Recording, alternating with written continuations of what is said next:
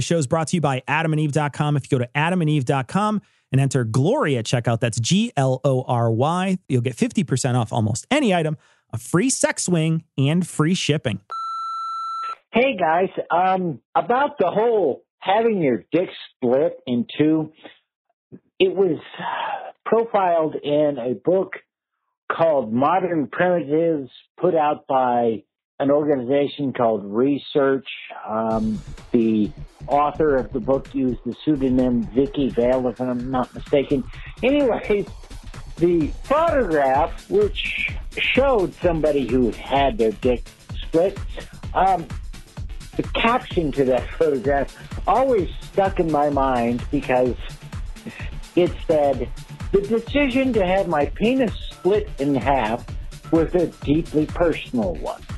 Who the fuck is going to put it to a vote to have their dick split down the middle? And, mind you, this was before the internet, so you couldn't easily put out a big poll.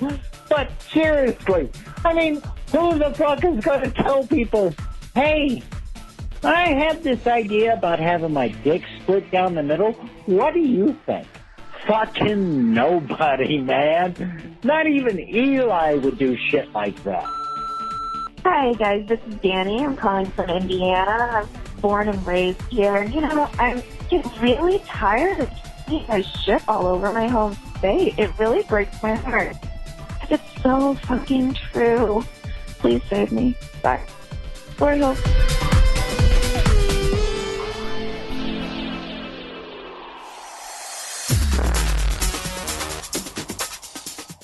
Be advised that this show is not for children, the faint of heart, or the easily offended. The explicit tag is there for a reason.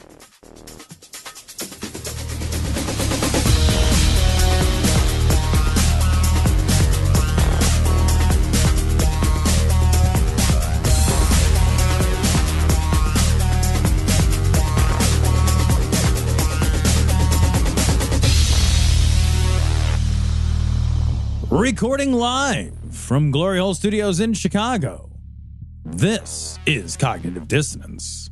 Every episode we blast anyone who gets in our way. We bring critical thinking, skepticism, and irreverence to any topic that makes the news, makes it big, or makes us mad. It's skeptical, it's political, and there is no welcome mat. This is episode 426 of Cognitive Dissonance. And Cecil, this is it's probably our last episode where we're in the press pool. It's possible we're going to get kicked out. It's a possibility. You never know. It's a possibility. It's do you have to like blow somebody to stay in the press pool? Is that how that works? I don't do you have to know. blow someone in the pool to stay in the I press think that's pool? just how you get a $130,000 bonus. I'm not 100. The rules. Let's just shift. say that that's compensated and not a bonus. Can we just say that? That seems. Because I think there's no bonus. I was going to say there's no bonus. There is no sexual interaction with Trump that one would describe as a bonus, right? Unless he has a heart attack in foreplay. Yeah, exactly. Because even if it's mid-coitus, you'd be like, at the end of it, you put him in a sausage grinder or something. I mean that in the best possible way. I don't mean in the sense a sausage grinder of love, of love and hugging. That's what I mean. It's a hugging grinder. Yeah, like they have. That's they a thing. They kicked that lady out. They did. So just today, it's so funny. It didn't even make our show notes because the world gets crazier by the moment. Yeah. And so I was literally checking the news after I got done working out before driving here. I had like 6 minutes. Right. And in that 6 minutes, I find a story that was not available this morning when I was reading the news. And that is a CNN reporter was kicked out of a basically like a press conference that happened in the Rose Garden. She was disinvited. And she was disinvited, they said, because she was being rude. But she wasn't being rude. She was just asking questions that the administration didn't like. Yeah. And That's she even says, rude. she's like, it's not, if you're uncomfortable with a question, that's not disrespect. Yeah. And the White House was like, look, we believe in the freedom of the press, but not for some you. people. Yeah. But only the press we like. But only when I pull it out of the hat and it's not a practice. Yeah. No. It's fucking crazy. Yeah. Like, and I know that people are going to say like, oh, there's so many other things to get worried about. And yeah, okay. And I you know what? Yeah. But like, This is one like we should be worried about anything that erodes the freedom of the fucking press, anything that erodes the watchdog of democracy. The fourth estate is under direct attack by the executive branch. It's been though since the very beginning of this, and it's working. Because, but now we're just watching it like openly. Yeah, there's this thing that's happening where people are like making it seem as if these people are enemies of the state, like they are like literal enemies of the state. And you know, you even have Trump who says he tweeted out he called the media the enemy of the state. I mean, that's what he called it. Well, only using those exact words. Only using those exact words. Can you fucking imagine if Obama had done this? Well, what were we saying earlier that happened when we were talking about it? We were like, could you imagine if Obama did that? Like, and it's all these things. It's everything, every week. And I know that, like, to some degree, that's like a... Like that's whataboutism in some ways. And but it is, but it's also not. It's relevant in the sense that, like, if we cared, if we would have been worried when it happened with the other guy, then we should be equally worried now, right? Yeah. And I think that this is something we should all agree. Doesn't matter what side of any issue. This is not about issues. The thing about talking about this is, like, this is not a Republican Democrat thing. Like, this is just a moment where we should say, like, holy shit, it doesn't make any difference what party this guy is aligned with. This behavior has nothing to do with a set of principles or policies. Yeah. This is just an erosion of our freedoms. We are less, like, I want to be really clear, like, we are less free as citizens when we don't have access to information and to questioning about our democratically elected officials. That makes us objectively less free. This is an erosion of our individual and social freedoms. Yeah. We should be really worried about that. Yeah. I don't understand how everybody's not like, what the fucking what? I think a lot of people are, though. And I think you if you scroll through on Twitter, you'll see 24 things that you didn't even catch in the news that you're just like appalled by, but people are at least talking about. There's all these little tiny things that happen throughout the day, and they're so numerous at this point that you forget about them. You forget that things happen because they happen at such a rapid rate, and each level is more appalling than the next. Can I ask, do you think that this is a strategic attempt to overload the system? No, I think that's putting a brain in something I don't think it has. I think that's a plan behind something that I don't think that doesn't sound right to me. And the reason why I say that is because 10 years ago, I can't imagine this flying. I can't imagine 10 years ago when Obama was doing any of this stuff. Could you imagine if he would have came in and did half the things that President Trump did? And then, he just kept on overloading the system. It would have never got that far. Do you think it would not have overloaded the system? Well, no, it would have never got that far. It would have stopped because someone would have stopped it. Well, somehow they would have stopped it. There would have been someone who said, you're not fit for office. We're going to run this thing that makes it so you're not fit for office. We're going to do this, something in some way to stop you from being president. One of the worries that occurs to me is that, like, I wish we had no confidence. By the way, I wish we had just had a no confidence vote that the people could call. I just wish that we had something like that here in the States. I know they have it in other countries where you can just be like, fuck that, no confidence. Let's see what happens. And if it's like a popular vote thing, I would love to see a no confidence vote. Yeah. But I would too. Yeah, but I feel like... But could you have a no confidence vote and have an electoral college? Because I don't think you can. Yeah, I don't know if you can either. And I also wonder too, our system would find some way to abuse it. Like our system is constantly abusing these things. Like look at what happened with the way in which they abused the Supreme Court.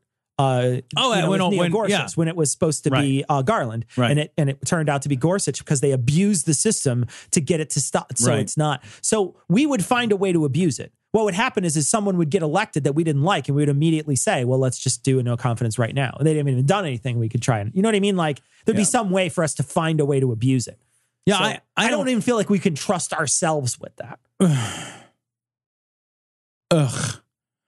I feel like Kip in Futurama just wins that. Yeah. So here I tend to agree with you that, like, that this overloading is not strategic or intentional. But the thing that, like, one of the many things that worries me is that somebody is going to notice that this worked. And then this will become a strategic. That this will become used strategically. Someone knows that it worked once. And then they're going to say, like, I just don't see it working with a Democrat. But maybe it doesn't work with a Democrat. Maybe it works with an ex-Republican. Maybe overloading the people, maybe overloading the citizenry on 1,000 small atrocities with the recognition that that lets you move forward the medium-sized shit, right? Because really, like, I get this strong feeling that, like, where the real evil shit happens, or the real, I don't want to say evil shit, but like where the real meat is not in grand, giant gestures, right? Everybody watches that. And it's in this medium-sized shit that squeaks through that nobody notices because, as you've pointed out, everyone's paying attention to other shit, right? Other stuff. So, like, if you recognize that, like, you can strategically create citizen fatigue, for lack of a better term, will somebody not say, you know, what we need is to create citizen fatigue? Strategically, what we need to do is to disengage the voting populace to the point where they can't hear anymore. And then it won't matter if someone's yelling. I do believe that atheists are parasites in the sense they're benefiting from everything that religious culture is built in America, but they're doing nothing to add energy into the system. All right, so let's talk about this story from This story is from Ekat. It's a Kath Martini. Ekathamarani. Sure, this place. Yeah, .com. Atheist prime minister to blame for deadly fires, says Greek bishop, who looks like he shoots lightning out of his fingertips. Exactly, right? Like, leave it to the country that thought of Zeus to tell us about the Christian God. This guy seriously looks like Raiden. He looks like the guy from Big Trouble in Little China. He does. He looks like Kurt Russell has to have a gun battle with this guy. Kurt Russell throws a knife at him. Nice knife, Mr. Burton. He catches the knife on it. Big Trouble in Little China is an excellent film. Big Trouble in Little China, movie. I rent it. When I was a kid, my dad never let us rent the same movie more than once. He had a whole thing about it. And I sneak rented that movie twice. Yep. Good for you. Yep. Because it's Big Trouble in Little China. Fucking awesome. Are you kidding me? Great movie. I don't even know what it's about. It's about nothing. I have no idea. Nothing. I have no idea, and I just like smile thinking about it. Oh, it's awesome. It's like when was the last time you saw it? Oh fuck, dude! When I was 8. I've seen 8 that movie or 9 every year I've been alive. Really? Yeah, I watch it all the time. What? It's a great movie. It holds up. I think so. I mean, it's a lot of nostalgia, so I couldn't tell you. I don't know. In my mind, that movie sits with Romancing the Stone. Yeah, it's a great movie, which too. I also haven't seen since I was a kid. Yeah. There's this whole category of adventure, big unlikely adventure movies. Yeah. You know? And I haven't seen, what happened to those movies? Is that a genre that exists turned into anymore? superhero movies. Now they're all superhero movies.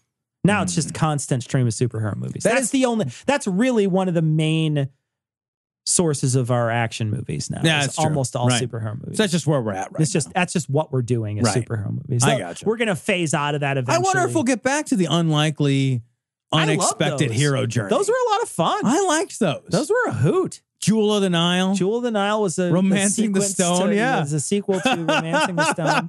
I'm sure there's a dozen of these that are I just can't think of offhand. Joe versus the volcano. I was going to say, there's got to be a Tom Hanks one. Yeah. If there isn't, there's got to be a Tom Hanks one in there somewhere. Oh, man. Now I want to watch old movies. I really enjoy it. You should check. I will say, I've seen Big Trouble in Little China. I have a lot of that movie memorized. Really? Yeah. I think it's hilarious. I haven't seen it in 30 years. Oh, I should watch it. Yeah. I enjoy it. Maybe it might not hold up for you. I know I watched Neverending Story and I was like, I would kill myself. That doesn't even make any sense. I'd rather ball punch myself for an hour than. It doesn't even make any sense. The ending of that movie doesn't make any sense. And to be honest, Labyrinth for me is kind of a thumbs down too. I didn't see that till I was an adult. I saw it when I was a kid, and I really liked it as a kid. And then I saw it again at the theater here, the Siskel downtown, and there's nothing like watching David Bowie in unpacked tights with kind of just a little tiny sausage as he's standing. He's like, no shit. I'm not even kidding. He's in tights that he should not be wearing without some sort of modesty piece there, because all you're seeing is just like, you're like, junk, magic, junk. And he's doing the dance. You're just like, no, I'm not. You can map the veins. I'm not watching that. And it's kind of a big screen. So you're just like, there's his penis. Yeah. You know that shit was intentional. It's unpleasant. You know they gave him a modesty piece. He's like, I'm David Bowie. Yeah. Michael Motion behind who's doing the thing is playing with his balls. This guy, I want to go back to this story though. So this guy basically says that this so now there was a big wildfire there. Oh, the fire's fucking crazy. 74 people died. Yeah, the fire is crazy. Tourist locations gone, burnt out, everything. Yeah, I mean, crazy. And they said the fires may have been started intentionally. Really? Yeah. Oh, wow. Yeah, crazy. Putin did that? No kidding. Jeez. He says the atheists of Sarizia are the causes of this general disaster. Their atheist draws the wrath of God. Well, maybe it's just a bunch of atheist hipsters with like vapes. That maybe that's what it is. You know, they're just all vaping out of control. And then they're like, this is the tornado, and then like breathing and they like and they're on the. They're making like the giant cloud. Yeah, they're like, have you seen the vaping competitions? No. I saw one guy. I saw the vaping competition at Skepticon. Where the guy wouldn't stop vaping at the table and like making like, this one's the ball, and he like blow in his hand and make like a little fucking snowball of vape. A tornado. And then he made a tornado, and I was just like, that stuff stinks. Please stop doing it. They have competitive vaping. I've seen this shit on YouTube. Competitive vaping. It is. You have to run a mile first, and then these guys couldn't run a mile. It's like those people who have to run and then shoot. Right? The biathlon. It is the best thing ever. Some of the competitions include who can exhale the biggest amount of shit. No kidding. Yeah, like cloud, like the most. So it's really just like.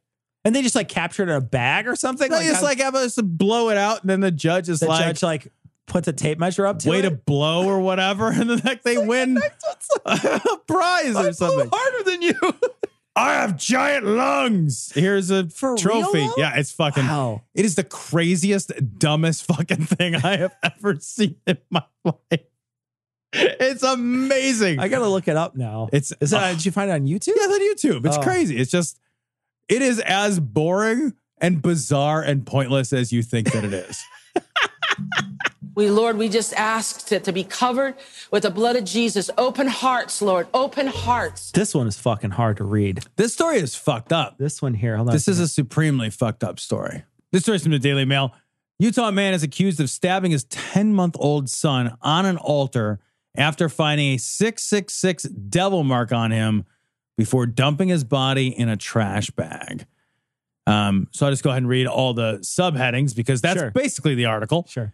Alex Hidalgo, 37, accused of killing son on Friday while child's mother was out. The woman returned to find Hidalgo sitting on a couch and reading the Bible. So this says sitting on a coach. Yeah, it does say sitting on a coach. But I'm going to guess that's a misprint. He's got his old-timey stagecoach gear on. I was picturing like a football coach. He's sitting on not a coach, Dave Daubenmire. Waiting for the butt stuff to happen. I'm waiting for the butt stuff. Oh, gosh. He told her he had killed a child on a homemade altar after finding a mark on the body. Do you get a professional altar instead of a homemade altar? I don't understand. I saw that same thing and I thought it's the little touches. It is. You know, you go to IKEA, you're trying to put the altar together and you can't get the fucking floor connected to the clip in or whatever. You know, like anybody can just go out to Target and buy a baby killing altar. Absolutely. It doesn't mean much, you know? It's not a gift from the heart. You got to make sure you go through. You're like routering all the stuff to kill the baby. Right. You don't want it to have like a rough edge, just sanding it nice and smooth. Right. It's a work of art. All those different grits. All the blood channels you're picking out the perfect polyurethane to go on it. Well, that's the thing is you got to poly it. Then you got to seal it because otherwise that altar is going to stain. Well, you could stain it first with the blood. You're staining it at least once. At least one time. At least once. You got to go with a nice cherry stain. You know, that way it hides absolutely. some of those sins. Absolutely. Right? Yeah.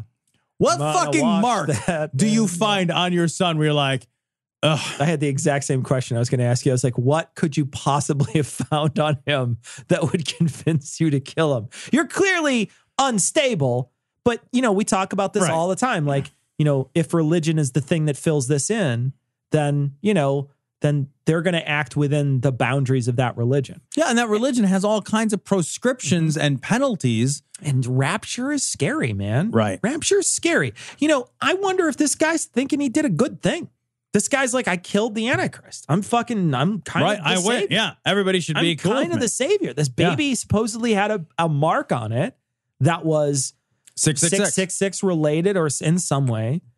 I wouldn't care if the baby came out of the womb and in Comic Sans on its head it had 666. I'd be like, no, man, we're not killing the baby. Whatever, just cheese grate that off. Are we kidding? Like, are you guys kidding? Are we kidding now? We're a pattern-seeking creature, so we're going to see something that might not look like that. You know what I mean? I'm sure he did not have a 666 on his body. They didn't show the corpse of the baby in this the kid's thing. 10 months old. Yeah. Like, it wouldn't just like appear. Yeah. Right. You know, like you didn't bother to look at the baby beforehand. Right. For the first most of the year, you're just like, I haven't inspected this baby yet. Huh.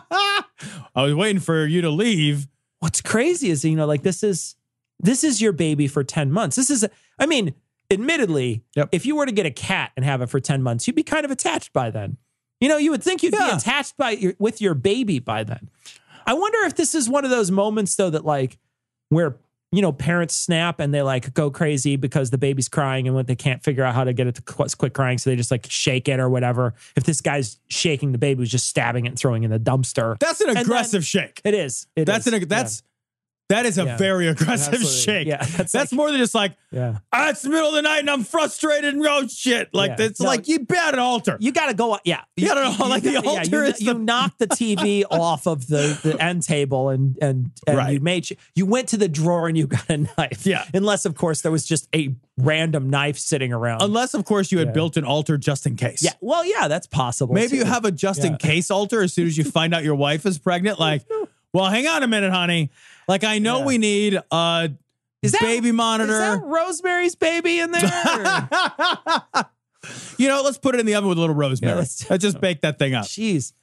I read the story, though, and this is actually a really hard story to go through because he could you imagine being the wife and coming home and be like, where's the baby? And he's like, I killed it. Don't tell anyone. Yeah. And then like she finds it in a plastic bag in a closet and tries to give the kid CPR. Fucking stabbed and shit. So she clearly is she's like attached to the baby because it's her baby. Yeah, like you should be to humans. Yeah. Yeah. Right. You know, this does lead me to speculate, like in a little more serious tone. Like I would have a hard time believing that that she went out to go to the grocery store and then like while she was gone, he went crazy while she was gone. Right. It's more likely that the man was suffering from mental illness for some time. And we don't have good resources for families to turn to get help for other members of their family. You know, there's a problem in this country, and I read an article about it a couple of years ago. It was very upsetting, that described circumstances where a family member is having a difficult time with another family member who's mentally ill. They call help. Yeah, they call for help. 911. Please show up and fucking kill these people. That was This American Life, wasn't it? Yeah. It's so we have not figured out the mental health component. And like what I would imagine is probably true, and I don't know this, so I recognize my speculation, right? What I imagine, though, is probably more likely than not is that the mom knew this guy is mentally ill. Sure. Right? That he had been mentally ill for some time, but that there wasn't a fucking lot she could do about it. There's nothing you can do about right? it. Yeah. And like, it's not like the baby strapped to you 24 hours a day. And so the poor woman goes out to run an errand and the guy is fucking mentally ill and this is what happens. Yeah. And I have to believe genuinely that like if we had better healthcare services in this country, particularly better mental health care services, this kind of shit maybe doesn't happen so much. Still probably happens. Yeah. But this kind of shit happens with kind of alarming regularity. People came to me, Dan Coates came to me and some others. They said they think it's Russia. I have President Putin. He just said it's not Russia. I will say this. I don't see any reason why it would be. This story is from the lawandcrime.com. Update, White House fixes omission in Trump-Putin transcript. So this is kind of an interesting and evolving constantly moment by moment sort of a thing. Yeah. But bottom line is, like, there was a question at the joint press conference with Putin and Trump, where a question was asked to Putin, like, did you want Trump to win? And did you do anything to help him win? Yeah. And Putin says, yes. I wanted him to win. It's hard. Yeah. And because he was going to normalize relations with Russia. Yeah. And that transcript in that video was edited for public consumption. Right. And it was only after they were called out on it, it looks like from this update, which happened evidently this morning, it's only after they were called out on it that omission was reinserted into the transcript. Maddow tweeted this out, and they showed the video side by side with so they didn't just edit the transcript, Tom. They edited the video. The video audio is edited as well. So I want to talk a little bit about this as a video editor and not talk about it as somebody who's involved in politics. When they record these things, they're done on 2 tracks in 2 different sides of the mic of the headphones, because they're translating and then they're also listening to the questions in one. So one of them is a translation, one of them is in Russian and one of them is in English. But when you put the headphones on, you hear both. And so what happened, and what the Washington Post reported afterwards is that not only was the White House transcript bad, their transcript was bad too, because the way in which, and I heard the video that they played, because the way in which the person asks the question on like the wrong microphone, it gets cut. And so when they split the track and they got rid of the Russian, you don't hear the guy asking it because the way it was mixed was not correct in the thing. I totally get that, right? I get it and I understand. And Washington Post came out with an article that specifically said, look, we don't think this was malicious. We think that this was an honest mistake on their part, right? Okay. They put this video out. They thought it was complete, and it wasn't. That was a very important part of that interview. That was in fact, if you were watching that interview, that press conference, that was amazingly important. I mean, it was earth-shatteringly important. Right. What I don't get as a video editor is how you edit this thing. You get this thing set up, and it's only 40 minutes long. I edit video for my day job. I edit video and audio. I would never, ever release to my tiny audience anything that my eyes did not look at many, many times. I would have watched that video all the way through very carefully to make sure it was complete. When you listen to that question, when it's after it's edited, it sounds weird because the beginning of the question is completely gone. All that you hear when you watch the video is him say... it's not proofed at the very least. It's not proofed, right? Yeah. What you have him say is, he says, and did you do that? And did you help him do that or whatever? Like, because the second part of that question, did you help him win the election? Did you order your people to do it? That's the question you hear. But you don't hear, did you want him to win the election? Right. And that's the beginning of that question. And so the question doesn't make sense.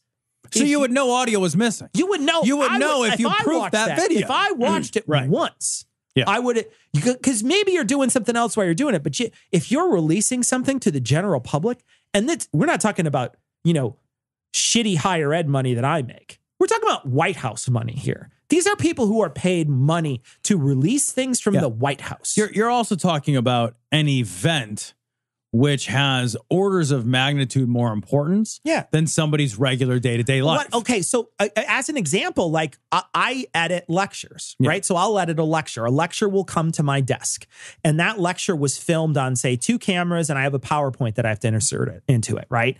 So I'll get the lecture, and then I'll have the PowerPoint. And if there's a stumble or something in there, I watch the whole fucking thing. Yeah. I watch it start to finish. I'm like, oh, got to cut that, get rid of that, cut that, get rid of that. I'm editing it in a way to make sure that it flows well. But when you're taking something like this, you're just putting out something that is basically true to done. life. It's 100% done. You're trying to reflect a true to life moment. Yeah. Right. And without so you would just editorial watch it. content. You would watch it. The level of neglect. Yeah. Carelessness. That they would have to just let this fall out of their thing. And I think the Washington Post is also, I was like appalled that you would not pay attention to that. That's it. It's not hard. I'm not kidding, Tom, when I say you just put it on and watch it. That's it. Yeah, right. It seems to me that like this is something you have to get right. And I don't mean to be conspiratorial. So if it was just a genuine mistake, I'm going to let it be a genuine mistake. Sure. But it's a hell of a question for there to be a mistake about. Certainly is, right? It's the one main question. It's a fucking hell of a question. It's the question that everybody was talking about. It's the question of the day right now. It's the question that everybody was talking about. So that's why, to me, it's so surprising that they could put this on the desk of two different people. And they both just fucking flake. And you're like, how the fuck did you flake? And that feels fucking unlikely. It feels unlikely. I don't feel like it was, after watching it and hearing their explanation, I was like, yeah, I totally see how that's possible. I totally see how that could slip through the cracks. But that means that you neglected it. That means you didn't do a good job. It means you didn't bother to pay attention. And maybe we ought to be a little concerned about the quality of the fucking work. If this is the reality that's being represented to the American public. He just comes back from the same thing where he's in a closed door meeting where he doesn't stand up to him, where it looks like he's working with him. You would think, wouldn't. Right. You would think that he would look, or at least somebody on that staff would look at the people doing this and be like, don't fuck this up. Yeah. This is another brick. Isn't every time that you are doing work that is part of a fucking historic summit between two nation leaders, like that doesn't get someone's attention. There's no second set of eyes on also, that. That's the other thing too, is like I work alone, but I would imagine there would be a whole team of people that you would pass. I don't know how this works. I just went and watched The Incredibles 2. Great movie. Yeah. Loved it. Yeah. How many people do you think watched that movie? Sure. Before I watched that movie. Of course. Right? Yeah. It's not an important movie. Yeah. It's about fake superheroes that fight fake supervillains. Right. It's unimportant. Mm-hmm. This is important. Like if we are so lazy about getting this right, we have no hope of making good decisions. Because we're not going to be fed the right information. We're going to be fed half or less, or it also, this sort of shit erodes the public's confidence. So, Tom, I want to take a minute to talk about our sponsor, AdamandEve.com. Remember that if you go to AdamandEve.com and you enter Glory at checkout, you'll get 50% off almost any item, a free sex swing, and free shipping. But we got a message from someone who said that since we've had this deal going, they've been to Adam and Eve a couple of times. And so they have a couple of sex swings. Oh, my God. And they were like, what do I do? And my first thought is, we didn't mention it on the show, but I want to mention it now. You have to play Smash Up Derby.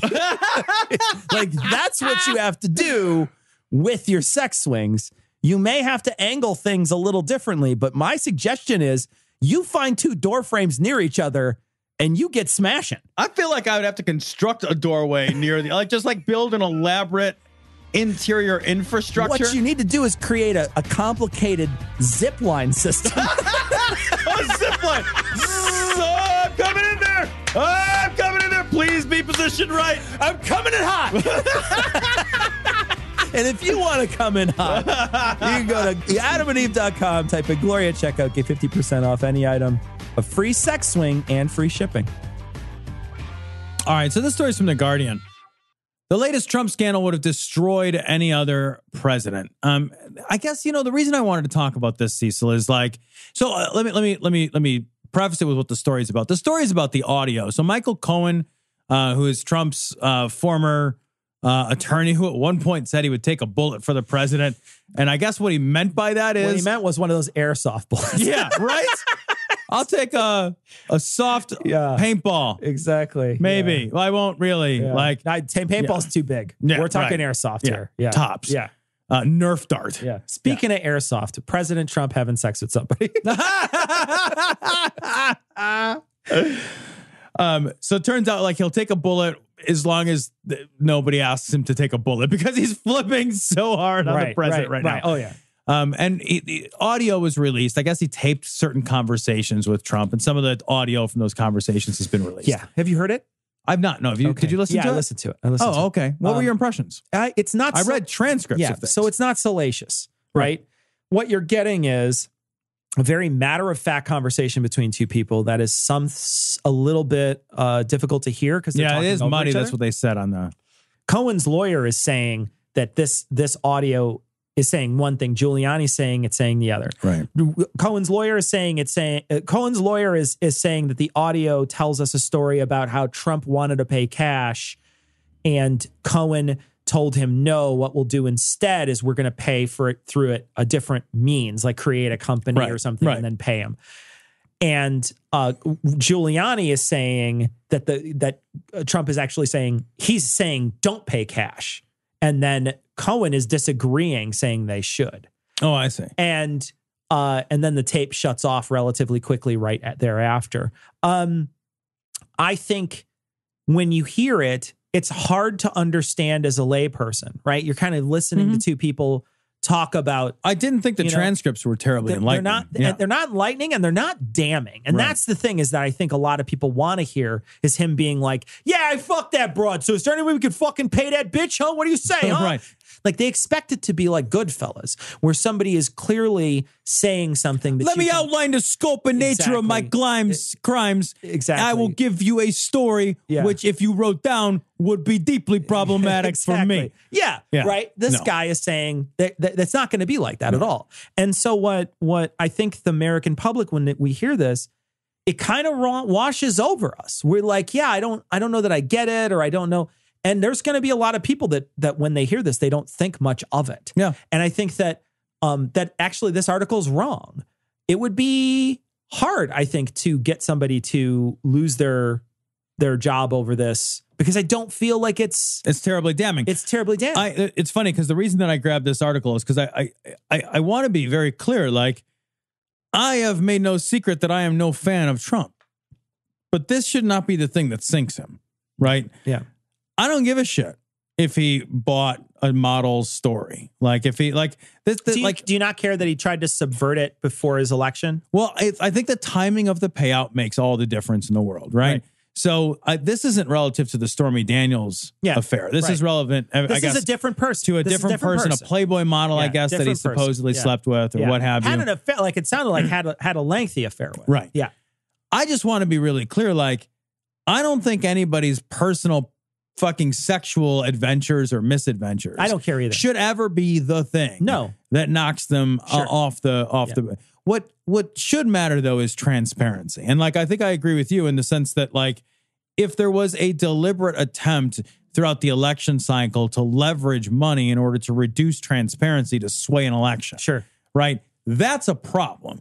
But it's not a problem because of the fact that he fucked somebody or didn't fuck somebody. Who cares? It's a problem because what he's trying to do is hide it from his moral police that follow him around, and he doesn't want them to know what happened. Exactly. That's the problem.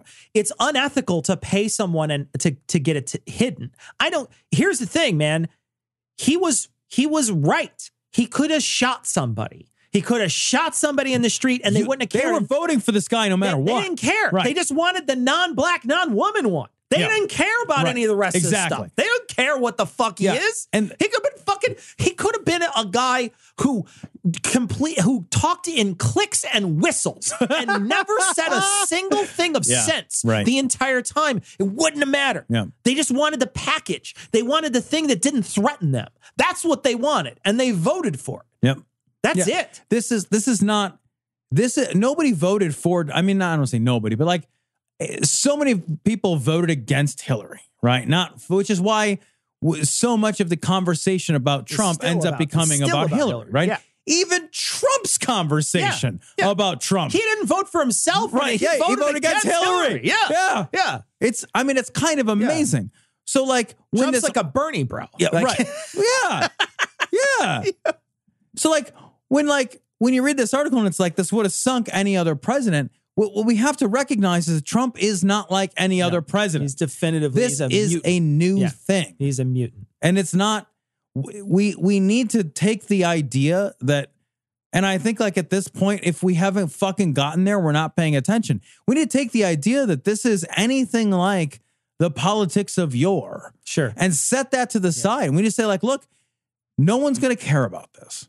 No, you and I care about this. In the sense that, like, we recognize that he leveraged money to get elected to, reduce the transparent. No one's gonna give a shit.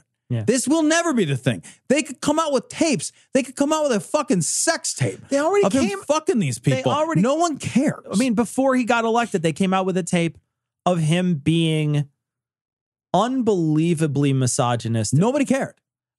Talking about sexual harassment. Right. On tape, on camera. Yeah. And he didn't, in the most piggish terms. He never once had any, that wasn't even a speed bump. Yeah. I thought for sure, I was like, when I heard that tape, I was like, oh no. I was like, how do you recover from that? And he had a little statement where he was like, his locker room talk, that's it. And that was the end of it. He didn't recover from it. He was never damaged. Damaged by it, right? That was where I was mistaken, in the sense that I thought it damaged him, but it never did. No. It bounced right off his hull. He lost the first debate. It didn't damage him. Yeah, it's the first debate. He was a buffoon. Yeah, it didn't matter. Nothing. The thing is that, like, he is just the angry, belligerent, racist uncle. Yeah. That the angry belligerents want to have in office right now. It's not the sex at all. No. I don't care about the sex. I literally don't. Like, it doesn't matter to me at all. It doesn't matter to me if he even had a sex tape come out. If he had literally had a sex tape where there was a video, I would never watch it. But if there was a sex tape of him having sex, the worst thing in the entire world. I would do whatever I could to make sure that never crossed my eyes. I would go as far as pulling them out of my head. I was going to say, I would rather go permanently blind. I'd be like, no, I'm good. I would rather pour boiling bleach into my eyes. I'll just remember what it was like to look at stuff. But the thing is if a sex tape came out, I still wouldn't care. Because the sex doesn't matter. Like, it's the cover-up. It's the financial cover-up. It's just the cover-up. And to be honest, like you said, I would much rather see him attacked for all the shit he's doing. Because I feel like that's the stuff that matters. This doesn't matter. Yeah, well, I guess I feel like there's a part of me that with the president so egregiously awful, there is a part of me that feels utilitarian, like whatever it takes to get him out. Yeah. Sure. Whatever it takes. But I feel like I also need to ride a slightly higher ground than that and be like, well, we need to get people out for the right reasons, because the next guy that comes out, maybe that's my guy. Yeah. Maybe that's somebody that has progressive ideals that I genuinely agree with. And like, I think what's good for the goose is what's good for the gander. So you don't want to burn your enemy's house down and have yours fall down around you too, Yeah. I look back at sexual scandals that have rocked the Democratic side. And I think about Anthony Weiner as the main one that I think about. And I think about where his political career is now. Look at Al Franken. Yeah. Al Franken took a stupid, ill-advised photo. Inappropriate photo with somebody. Yeah. And like that ruined his career. And you can argue about whether that was right or wrong. And I don't even want to go down that road. Yeah. Then you got Trump, who says the lady can grab him by the pussies when you're famous. Yeah. He's still employed. Yeah. I feel like we're living in a mad world when you're definitely living in a double standard, right? You're definitely living in a double standard where, but is there a standard for Trump? That's the thing. Is there any standard? But I will say they didn't vote Roy Moore into office. You know what I mean? Like Roy Moore, they saw what happened with him. He lost the election. That doesn't mean that he still didn't run under the Republican Party. I know. And get the backing of the president. Yeah, exactly. Right. Like, that's the crazy thing. It's like, I know that there's been a couple of others, though, that have had to step down because of this. Like, there's been a couple of Republicans that have had to step down because of inappropriate I'm not sure behavior. It's a Republican-Democrat issue. I think it's like, when there's a double standard, it's a standard for Trump. Yeah. Who is his own juggernaut of a thing. Doesn't have any other. Yeah, you're right. And it's like there's no standard. And it's when you talk to supporters, they're just like, oh, that stuff doesn't matter. Now, the concern, obviously, is if this isn't bottled up in San Francisco, this kind of nonsense, then it's going to be spreading across the entire fruited plain, and you're going to be going to your Burger King in Des Moines, Iowa, and you're going to have a rainbow-colored wrapper for your Whopper. This is from Right Wing Watch. Rick Wiles, we are 72 hours from a coup during which Trump will be decapitated on the White House lawn. This story, is like The Running Man or something, came out July 18th. July 18th. More than 72 hours ago. And I know that's not what he's really saying. Yeah, I know. That's true. It's only 8 days old at this point.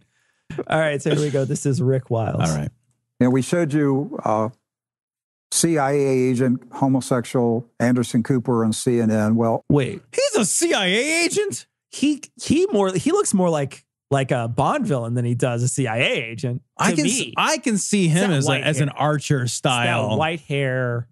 I don't know, man. I'd see him as more like the boss, though. Look, wouldn't he be the guy who you come into his office and he's like, "You're probably wondering why I called you here today." Damn it, Agent Cooper. Over on the other communist news channel, MSNBC, they have another homosexual, Rachel Maddow. You see, America, you've been homosexualized. What? Because I heard Rachel Maddow talk about something Trump said. Like, I don't get it. It's true, though. Rachel Maddow eats pussy. Yeah. I like eating pussy. It's like we're like simpatico. Whenever you hear anybody talk that is gay, you suddenly become gay. Like, I don't. That's how that works. Yeah, like everybody who's ever heard a Liberace song. If they're on TV. Yeah.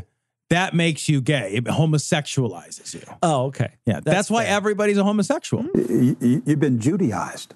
Okay, well, that's fair, too. All right, where's my 30 pieces of silver? I want my silver, goddammit. Here's the thing, man. If you guys own the media, you Jews out there, if you're listening, you own the media. Oh, I thought he was talking about Judas. Oh, like traitors. I thought he was talking about Jews. Oh, I don't know. Is he? Did I misread that? Maybe I don't know. Let's see. I'm going to just tell you the way it is, okay? Your minds have been captured. You're no longer a Christian nation. Even the Christians don't think like Christians anymore. That's right. Except for me. I do a real good job of it. Oh, yeah. I'm Rick Wiles. Yeah. I'm immune. Yeah. Christian TM right, afterwards. Yeah. Isn't that what he's saying? Like, I can see what you can't. I have magic discernment powers because I'm just better than you. Mm-hmm. Like, there's like an elitism. These guys are like the most like anti-elitism, anti-ivory tower guy, but their ivory tower is just an anti-intellectual, faith-based ivory tower. Yeah, It's made of popsicle sticks. Yeah. I'm up on the fucking Babel. Can I stand on this thing? Is it safe up here? Build the pylons out of toothpicks. Is it? Should this ladder be missing all its rungs? You've been Judaized. You've been homosexualized. You've been Babylonianized. Okay, wait. Now, what does that how even mean? Did that happen? What is Babylonianized I mean? didn't even notice any of these things. This is amazing. They're so good at this. And yet we still elected Trump. Your minds have been tainted. You don't even think like a Christian anymore. Well, I didn't start. I never. I did, and then I got better. So. I never even gave it much of a whirl, to be honest with you. And so Rachel Maddow, she was spewing out last night calls for revolution. That's exactly right. No, she wasn't. No, she wasn't. No. Rachel Maddow, all she ever does is say she'll say something like the time is coming, but what that means is that she's hoping that he'll get impeached. Like, Rachel Maddow just doesn't have a fucking shiny pitchfork. She's not marching. She's not doing any of that work. Do you think that that's what they interpret as revolution?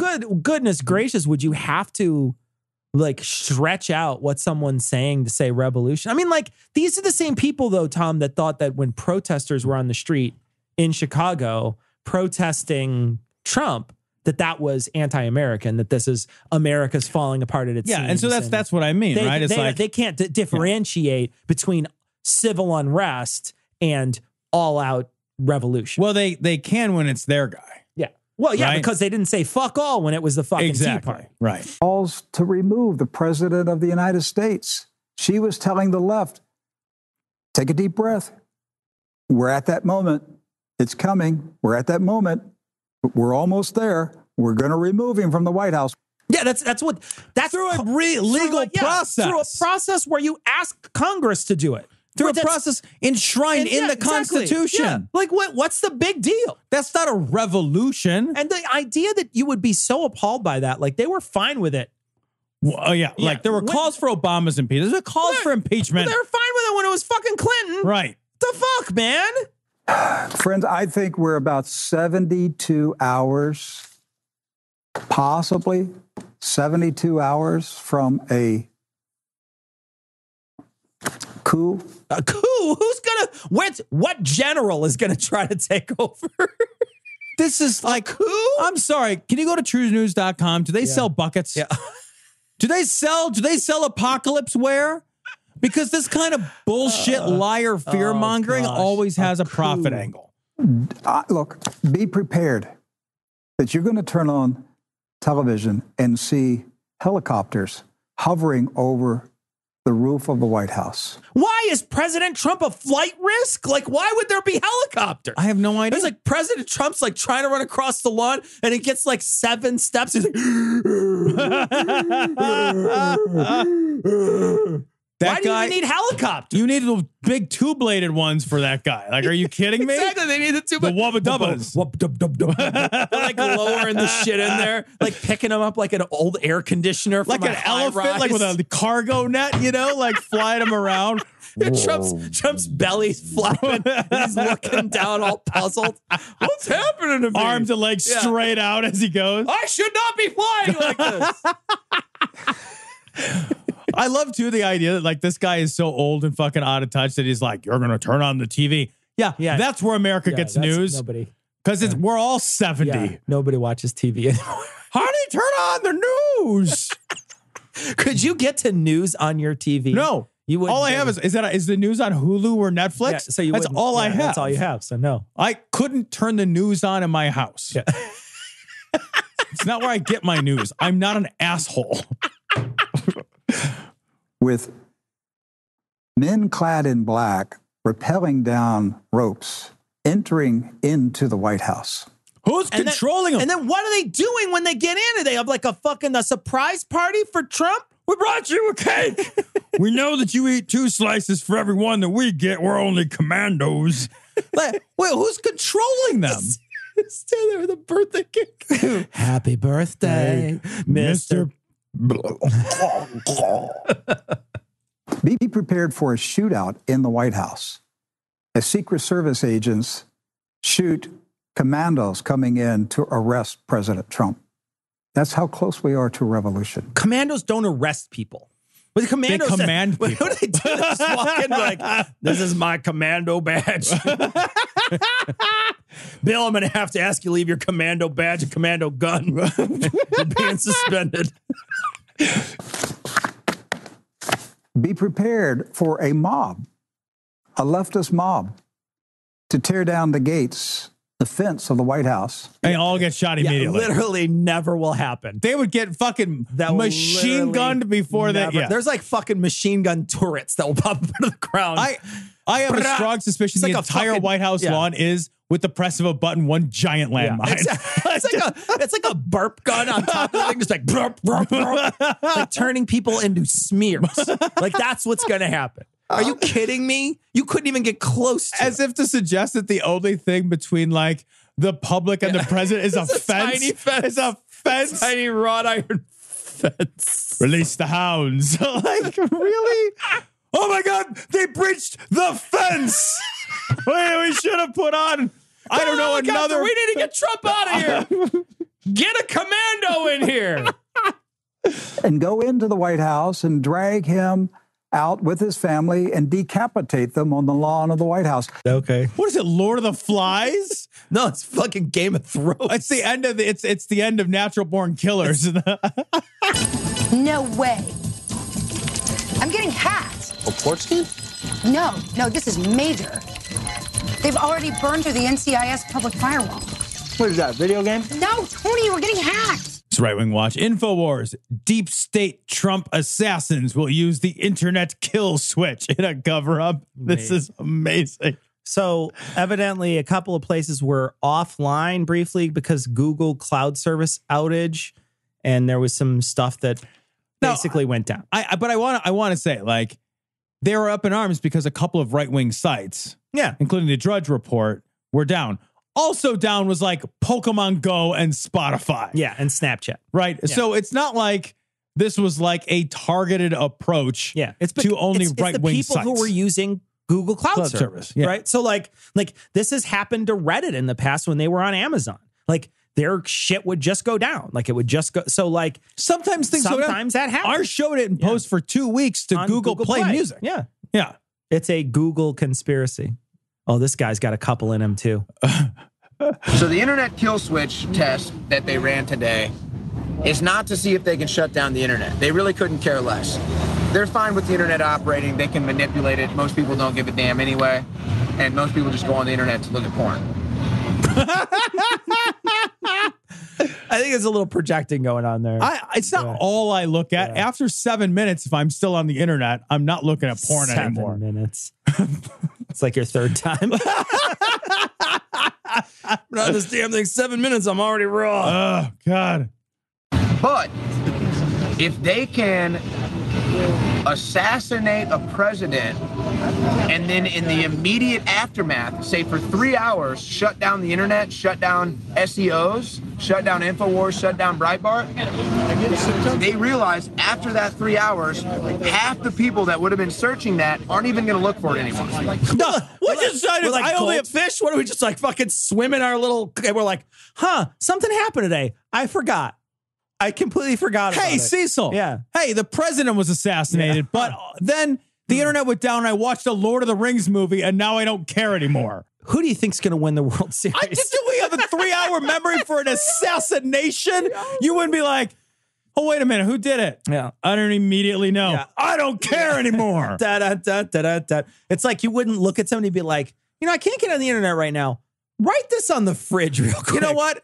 So I don't forget it. Alexa, like memento. You would tattoo it on your arm. So when you woke up, you're like, check who murdered Trump. You know what I mean? Like it would be ridiculous. Alexa, add Google who murdered Trump to to-do list. I'm sorry. I'm down right now. The narrative has been controlled at that point. And so, boom, now they control the narrative. They're Mockingbird Press. Well, how do you control the narrative? What do you say? Like, oh, guys, I know your internet went down for three hours. That didn't happen? I think you just paused briefly the narrative and also created an additional story to talk about. Now you need another explanation. Did the narrative just get like more complex and harder to control? Didn't the narrative just get more malicious and evil? If you turn the internet back on ever, assuming that there's a switch to turn off the internet, which by the way, that's not how the internet works. By the way, the internet, I don't think, now look, I'm willing to be corrected on this, but the internet does not work like that. I am not an expert on computadors. I'm not. Right. I'm not. But I am pretty sure that if someone shut down one site or several series of sites, even if they shut down Google, the internet would not cease to exist. The internet would still continue to be a place that you could go. Because it's not like you would have to shut down every computer that has a server on the internet. Like all the servers that are connected to the internet would have to be shut down. You could still get to fucking timecube.com, whatever. Right. Because that guy runs it from his base. Yeah, right. So you can still get to serious inquiries only. Yeah. He runs his own server. Right. So and he'll talk about this. So you'd be fine. Right. He's not an armature, people. Gets the word out first. You can't access Infowars. You can't access anything. So, it's on to the average American, to the average individual that doesn't understand where we're at right now in human history and how deep the corruption of humans really is. This is going to sound insane. Look, I know how stupid you people are. I know you people are really, really dumb. And you're going to think I'm crazy. And it's not because I'm crazy. It's because you're dumb. If you don't, I love the backhanded, if you don't believe me, you're a fucking idiot. You're an idiot. You're a sheeple. Yeah. Yeah. That's exactly it, right? Yeah. It's going to sound so far out there that whatever. We're conspiracy theorists, we're this, we're that, and the other thing. But let me tell you. No, you just don't understand how the internet works. What I think is you don't understand how the internet technologically operates. And this is the cause of many, many conspiracy theories, right? Is a lack of knowledge. It's a lack of understanding. Right. And when you don't understand something, you become afraid of it. Yeah. Right. So he's afraid of something that happened today. Instead of looking for the right answer, instead of going out there and being like, what's the facts? What happened? He's saying, no, this was deliberate. They tried to shut it down. So instead of paying attention or taking a look at something, reading multiple reports that say this cloud service went down, instead he jumps to any conclusion he can to try to make sure he can fulfill that pattern that he has, that the world, like the cynical view of the world that he has. Right. He's going to do that every time. Well, he's decided the internet sites that he wants to go to are unavailable. And so he starts weaving a tale. Right. About that. Sure. Without any corroborating evidence to back up that tale. He should have checked his Snapchat. Right. Then he would know that that's down too. Right. Yeah. Yeah. And the Spotify, that's down too. But you know, like a guy like this would be like, yeah, well, you know, what they're doing is they're taking down a number of sites in order to make it look random. Like, you know how all this works, because right? he's going to try to explain the thing that he wants to explain, and the other stuff's just because collateral. the story has been decided upon. Yeah, absolutely. And the details simply backfill the larger story. Yeah, exactly. He's come to his conclusion. Now, how do I make it so? Right. All you have to do is watch C-SPAN for a week, and you will see how real this shit is. If you watched Chuck Schumer talk out of two sides of his mouth, if you watched Congressman Raskin talk out of two sides of his mouth in real time, you realize how real this is. It's crazy because they just hold it like different and then they talk out of both sides. I like how well they use that puppet. It's just like they're so good at it, you know, like it just I like the jalapeno on the stick. That's the one I like. You gotta love prop comedy. So I mean, my conspiracy theory, since everyone has a conspiracy theory, Russia hacks every election now. My conspiracy theory is they tested the internet kill switch today so they can find out how long they can keep it down without people bitching about whatever it is. Yeah. And the biggest people would bitch within a second. My internet goes down at 2:30 in the morning for service. I can't keep watching It's Always Sunny in Philadelphia, and I am complaining. You know, it's funny because like look at what happens when Reddit goes down. Like, look at how many people get pissed off when Reddit goes down. People complain when anything happens. That is the fucking America. It's more than baseball. The American pastime is bitching when our first world fucking luxuries are taken away. It's such bullshit. It's such a lie. I know. You're just like, people aren't bitching about it. No, motherfucker, you know how many messages each one of those services got because they were fucking down? When Google Play didn't post our little podcast, I sent them multiple emails. Yeah. Are you kidding me? Yeah. The internet goes down. Let's see if anyone. We've replaced their regular internet with nothing at all. Yeah. Let's see if they notice. With these two monkeys banging rocks together. The biggest story that people would bitch about, the biggest story that would ever get researched in internet history, bigger than Janet Jackson's tit, would be Donald Trump gets assassinated. I love like the story that everyone's going to search for on the internet. You just shut the internet down. And the story you're searching for is a Super Bowl 20 years ago or whatever, where somebody accidentally showed a boobie with a pasty on it. And that's it. Rufio, come in here real quick. Rufio? Is his name John Rufio? No, I was thinking of Rufio from Hook. I was thinking Rufio. I was thinking of Rufio from Parks and Recreation. Oh. Different Rufio. Do you know what I'm talking about? The guy who did the bad raps? Like the rap always had another wrong line. Girlfriends are always sleepy. Yeah. You want answers? I think I'm entitled. You want answers? I want the truth. You can't handle the truth. This story's from Right Wing Watch. This is Jim Bakker. A packet of my coffee will get you a new car when the end times come. I do want to say I selected this story because if shit does go down, and my coffee supply is threatened, oh gosh, you can have my car. Could you imagine what it's going to be like next week when the world ends? Yeah. You know, you watch like The Walking Dead and none of those people look like they have a caffeine headache. I know I would have a caffeine headache in a second. Dude. I'd be like, no. Don't ever talk to me. If there's a zombie, I would kill every zombie around me just because they made a little too much noise. like you're rustling too loud outside. If I am unable to receive my coffee, I can tolerate a lot of shit, Cecil. Yeah. I can put up with a lot of depredation. Sure. Yeah. But if shit goes down and I run out of Starbucks via packets before we get the fucking machines of import-export back up and running, I will single-handedly Thunderdome this nation to the fucking ground. Imagine how bitchy we first world fuckers are going to be. Everybody else in the world is just like, yeah, no, this is Tuesday. This is how it works. Right? This is how it works. In like Rio, people are like, yeah. Fewer people died today. Yeah. Welcome to my world. Now we won't have to import your garbage to sort through. Oh, man. God has spoken to us to prepare for what's coming. I believe Donald Trump was given by God to give us a respite and give us. This is our respite? He's the respite.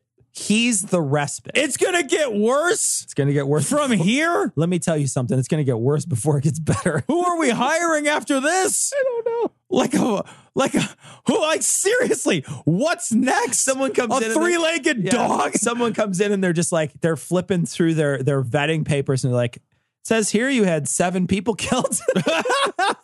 Yeah. Okay, that's cool. No, Richard Speck for president. No, it's fine. I mean, I'm just impressed. That's all. Like, I'm not saying it disqualifies you in any way. No, we're just. Yeah, it's no, cool. It's fine. Yeah. Can you turn me on to your guy? Like, It's a time of prosperity. But do you think the evil Antichrist spirit is sitting back? No. They're fighting tooth and toenail. They're tooth and toenail? Wait, what? Why are they using their toenails? It's like I love the person who has sharpened their own toenails. You're just like you're snuggling with a demon. You're like, oh, can you cut your toenails? Fuck! Ow! Jesus, move your fucking feet if you're not going to take care of those things. Jesus Christ, they got little claws on there. You know what? Turner, I'm the big spoon. Fine. Your significant other's just hanging from the rafters upside down, just from their toenails. It's like one of those nasty curvy ones. You know, like when the people have like the super long fingers, super long fingernails, and then they have the curvy toenails. Just, as they walk, they make a clicking sound. It's against the hardwood. Tickety tack, tickety tack. You sound like you're like a centaur. Right? What is the dog out? What's going on? They're fighting the president. Yes. They want to kill him. Yes. And believe me, if they get one open shot, someone will kill our president. That's how always all presidents work. That's why every president has security. That's why they ride around in a Pope box. Like, right? Are you kidding me? Matter of fact, in the news yesterday, they had to go and find somebody in Pennsylvania that has made threats to the president of the United States to kill him. Yes. This is real. And when you talk about the prophet. Yeah, that happens all the time. People are crazy. There's 320 million people. A number of them are crazy. People talk about killing the president all the time. We covered a story about a guy who stabbed a baby today. Yeah, exactly. Are you kidding me? The prophets being here on this stage, this is the number one thing that keeps saying, Jim, Lori, audience, we are living in the most prophetic time in history. What does that mean? The most prophetic time in history? Other times had less prophetic. Prophecies? So this is more of the prophetic. Yeah. I have the armature prophecies and the prophecies. So it can be hard for lay people to understand, but there's a prophetic continuum. You see. Oh, God. And we're at the maximal edge of propheticosity or propheticos. We're going to become a prophetocracy. Is that? I don't know what that means either. This means. Doesn't mean anything. It's the most prophetic time in history. There were other times they were less prophetic, I guess is what I'm saying. Than any other time. If that's the case, we're getting the storehouse ready one bucket at a time. You bet you are, baby. In that you are buying. In that we want you to buy buckets. We're getting the storehouse ready. What we'll do, now hear us out, is we will trade you buckets for money. Yeah. And you can have the soon-to-be invaluable buckets. And we'll just have that pesky old... that money that nobody's going to need in a couple of weeks. That's because... You know what? We recognize that the more valuable item isn't the money, which we would like, by the way, in exchange for these buckets. The Lord has given us a respite. And so as soon as that respite is up, right, which could be as few as, a couple years from now, Tom. I mean, we could vote him out then, and that respite will go away. No more. We're just, and that means there go the good times, buddy. That's end times. So stock up on coffee. I've never looked forward to something more. Like I said, man, I'm high-fiving every zombie. I'm just like, let's do this. And all you preppers that don't have coffee, this is your moment to start getting your coffee ready. Start stocking up on coffee, bartering. In the apocalypse, I like to start my morning with a little pick-me-up. It's the apocalypse! Like, I love the idea that, like, it's the fucking biblical apocalypse, and we're like, well, stock up on your first world luxuries. Exactly. You wouldn't want to be inconvenienced while there's fucking death in the streets. Make sure to get 2 or 3 Kindles because one battery may run out. You know what? You might not be able to charge it for a long time during the rise of the 4 horsemen. Okay, let me get you a gasless generator or whatever, fuelless generator. Your neighbor has been hung from a lamppost by his own intestines, and you're like, well, I like cream in my coffee. How much more fucking spoiled, privileged, shitty first world ass motherfucker? They should be a bucket of life straws and antibiotics. Yeah, exactly. Life straws, antibiotics, and then just pure calorie blocks. What fucking little tiny sugar cubes. Right. It's just be a sugar cube factory. It's a lard infused sugar cube. That's all it should be. It's just the maximum one amount a day. Right. And that's it. We're all eating the fucking gels that marathon runners squirt into their mouths. That's all any of us should have. Green is going to be the number one thing. What do you think that would be worth if the sun don't shine? What would it be worth with the... Well, it's nothing. Why are you going to heat it up? Yeah, there's no sun. The sun doesn't shine. Let me tell you something. My eyes aren't going to shine for very long. Plus, why am I getting up in the morning when I need my coffee if the sun isn't up? I never wake up. Be like, it's nighttime. I'm like one of those like dumb birds that you put a fucking like the... Somebody put a sheet over the cage. And I'm just like... no sun. Go back to sleep. I'm gonna hibernate my way through the apocalypse. Yeah, exactly. Like you go to sleep and 4.5 billion years later, right? What years? Oh, just in time for the heat death of the universe. This power goes out and there's no trucks running, and the EMP bomb or whatever they're talking about for these last day events. You're talking about the EMP bomb that you're talking about. Well, my coffee will be still fine because there's no electronics in it. Hopefully, we're gonna rub a couple of sticks together underneath this bucket. I don't know what coffee. Well, am I gonna get my lobster thermidor? What the fucking shit is this? Hold on. I want to heat up my escargot. Oh, you know what? I only like that. Hold on. I have some in a bucket. Let me get my manservants over here. You know, I only like that soft nugget ice like you get at Sonic. So can you bring me an iced coffee? Some more Tom wants more lobster thermidor, and I'll have another dish of carpaccio. He comes by, it's like, you spilled, this isn't cold brewed. Fuck you. Just have him killed to get a new It's the apocalypse. Just send him outside. He'll die of exposure. Who cares? God. That's amazing. There should be a show like that, like the first world apocalypse, where it's just like someone is just constantly complaining about what's happening.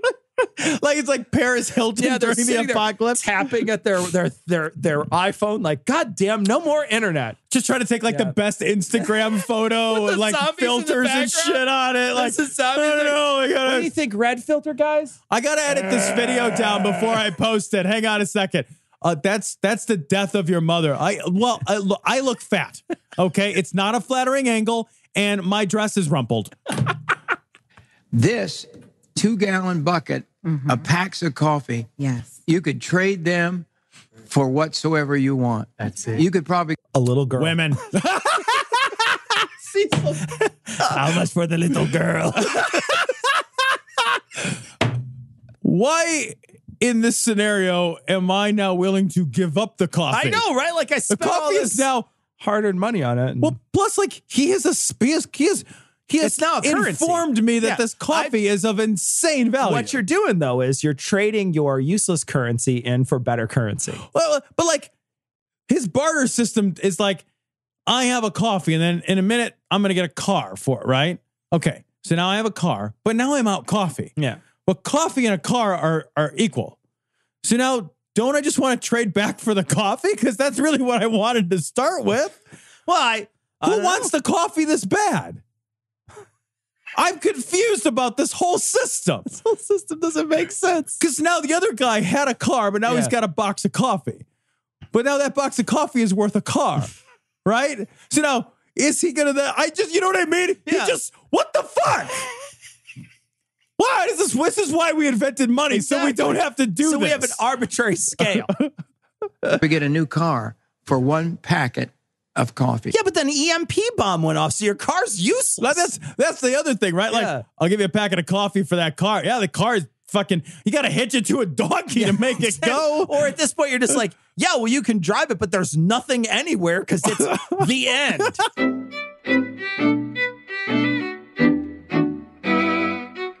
So we want to thank our patrons, Joseph, Chris, Michelle, the Fallacious Trump Podcast, Dave, Trent, Eric, Lisa, Fausto, the infamous Mollycoddle, Rachel, Sarah, Marie, Jody, Grant, Anaxamander, maybe, Jason, Foxhole Atheist, Nicholas, Sally, Hunter, Jody, Jim, Oshiki, Rachel. That's Rachel. That's Rachel, right? I'm not wrong. Mr. Richard, Casey, Kay, Angus, Karen, Vance S., John, William, Joel, Katie, another Lego welder, Barbara, and Andrew. Thanks so much for your generous donations. Thank you very much. You guys are the reason Glory Hole Studios exist. So I want to thank you guys for all your generous donations. Got a few emails we want to go through. The first is an image from Aaron, and it's a great image of Trump as Putin was leading him into the press conference. I saw another one, and this might, I don't know if you got this far in the books for Game of Thrones, or if you saw, I don't know how far you saw in the series. I only watched the first season. So maybe you got this far, I don't know, but there's a guy named Reek later on. I read about Reek. So there's an image where it says, Putin says, "What's your name?" And Trump says, "My name is Reek." We got another image. Fuck you. This one is from Casey. No. And it's eggnog rainbow popsicles. Casey. Ugh. From the bottom of my heart. Why is it orange, though? Fuck you. Why is it orange, though? To warn you away from it. I guess so. Like, it's like Deer Hunter orange. This is threat level orange. And all orange things are bad now. We know that, including presidents. So we got a message. This is from Eric. And Eric sent this in. And Eric basically does freelance gigs in the Denver area as a pianist at Christian Science Church. And they were able to play the Glory Hole song. So I want to play. This is great. This is a very slow version. You got to think about who's that guy on the other side of the Glory Hole. Think about it in piano version. You can hear it if you listen to it.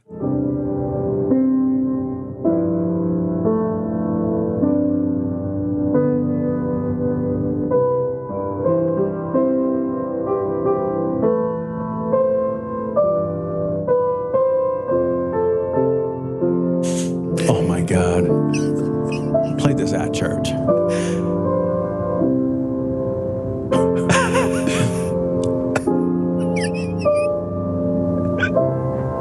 I can't believe this happened because of us.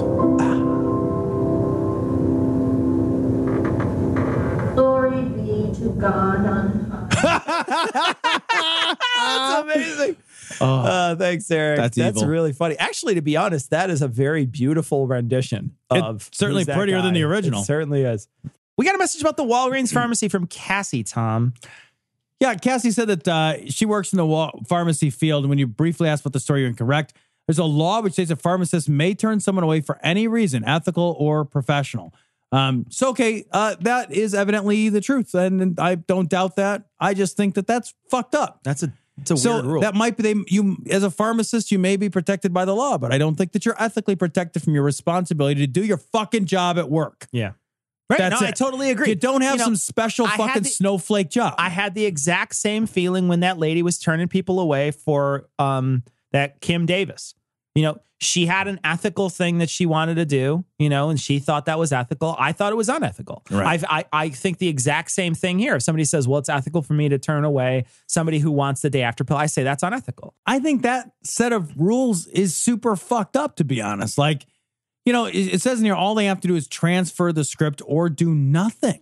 You know, there's a lot of people who don't have transportation. Yeah, well, they where have are they one gonna go? pharmacy in their neighborhood. Where are they gonna don't go? have a fucking car. So now, like, I go What to if the doctor. The everybody- doctor says, you should take this medicine. And I go, and the guy who sells the medicine won't sell me the medicine. I basically no longer have access to the healthcare my doctor and I have decided is the best course of treatment for me because the fucking gatekeeper won't open the gate. I'm sorry, but fuck you. Open the fucking gate. And I feel the same way. It was just like, you know, like what if your store and then all the stores in your city and then all the stores in your county don't offer it? How far does this person have to go before they're actually able to get the stuff that they need? Well, and how many people, like on the west side of Chicago, would not have access to transportation to get to another pharmacy? You know, it's like, it's real easy for someone like me, right? Like, I've got 4 or 5 pharmacies within a 7-minute drive of my house. Yeah. So like, we transfer the script down the road. It's just, the worst it is a mild inconvenience for me, right? I hop in the car, which I own. I drive to the other pharmacy, no problem. But how many people are like, they're not terribly mobile, or they don't have the money to get to the next pharmacy, or they live in in some rural backwater garbage part of America, or an urban backwater garbage part of America. Yeah. That's a huge number of people. We're getting some calls to prayer, and this one is from Ben from Western Australia. Allahu Akbar, Allahu Akbar.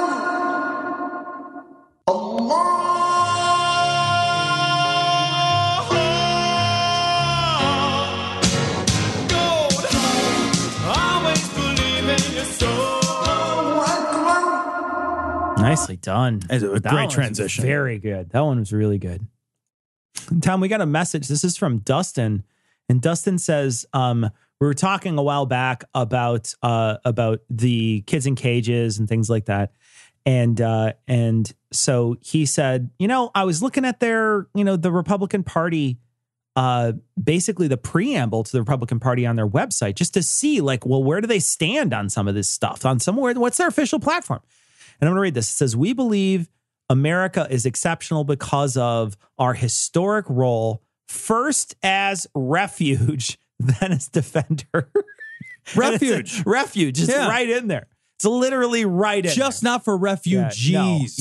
No. All right. So we have 2. Normally I don't play 2, but we didn't get a lot of them this week. So this is from Leftover Hamsters. I got 2 in a row I'm going to play. Allahu Akbar, Allahu Akbar.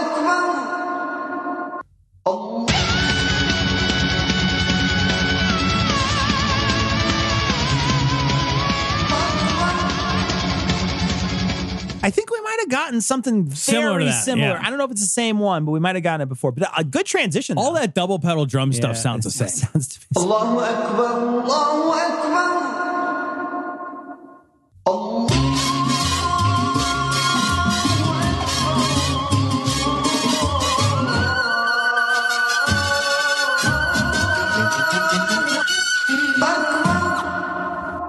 Makes me want to wear fruit on my head. I'll tell you that high-pitched sound, is that a person screaming? Probably. Oh, wow. Yeah. It's like the lady from The Fifth Element. They're probably in a cage.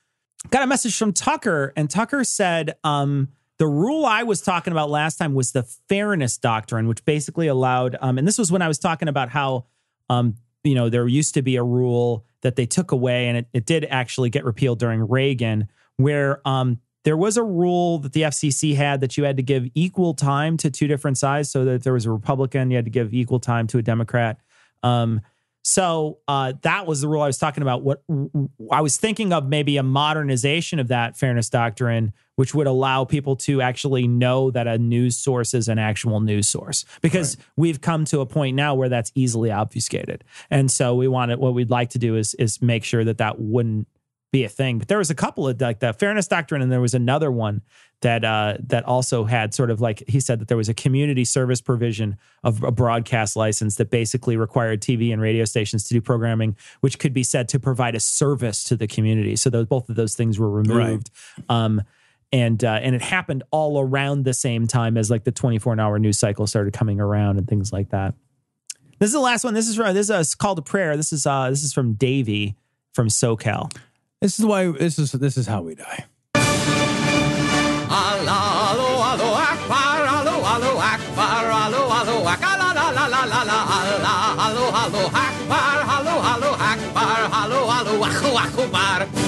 Okay. Oh God. We are so gonna die. But that is fucking amazing. It's really good. It's really, really good. It's really good. I will put this in the rotation, actually. I'm gonna because it's fucking really good. But we're gonna die from that. I don't want to die from that. I'm gonna play it one more time. I'm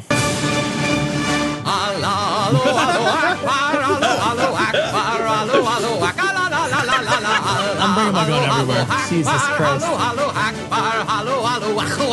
Oh, especially at the end. It's the end. It's the racist end. Oh, my God. So bad. That's the worst. Davey, you're going to get us killed. Thanks so much. We appreciate it. Please send in your calls to prayer. And your bulletproof vests. By the end of September, I will not be playing any more of these. So be sure to send in as I'm going to have to live with a can. blast shield around me. Basically.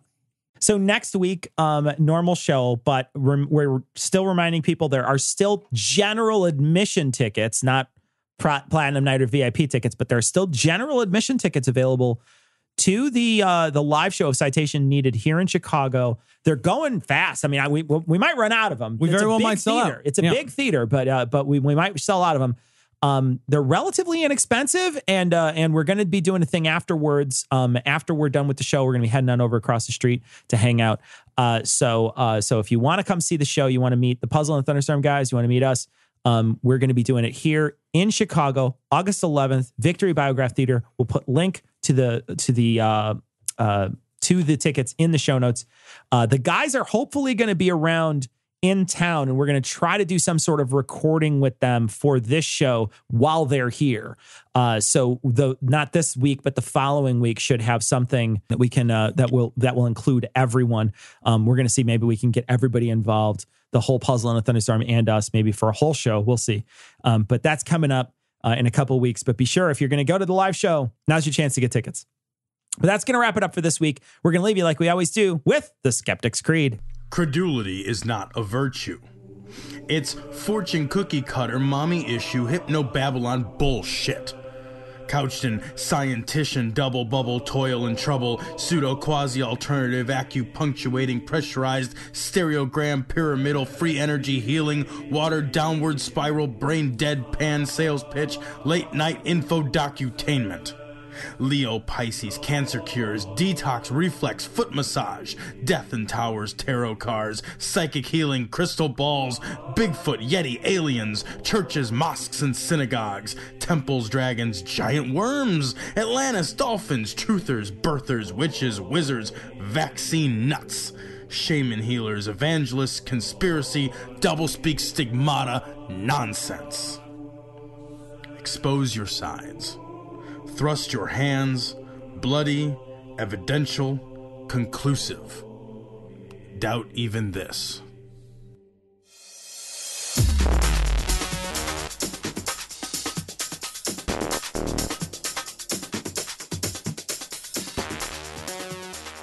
The opinions and information provided on this podcast are intended for entertainment purposes only. All opinions are solely that of Glory Hole Studios, LLC. Cognitive Dissonance makes no representations as to accuracy, completeness, currentness, suitability, or validity of any information, and will not be liable for any errors, damages, or butthurt arising from consumption. All information is provided on an as-is basis. No refunds. Produced in association with the local Dairy Council and viewers like you.